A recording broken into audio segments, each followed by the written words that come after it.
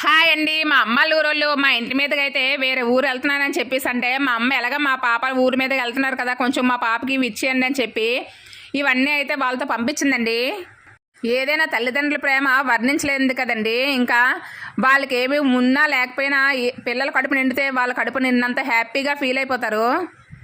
మా నాన్నగారు అరటి చెట్లు అయితే వేసారటండి. అయితే అరటిపళ్ళు మొత్తం అన్నీ పోయి ఇగో ఈ ఒక్క పెడ ఉందని చెప్పేసి పెడ ఒకటే పంపించింది. ఎండకి మొత్తం అన్ని నల్లగా అయిపోయాటండి. ఒక్క పెడ కొంచెం బాగుందట. నువ్వుల నూనె కొబ్బరి నూనె వాళ్ళు సొంతంగా ఆడించుకుంటారండి. భలే మంచి స్మెల్ వస్తుంది. మేము ఏ కొబ్బరి నూనె తలకైతే వాడుకుంటాము.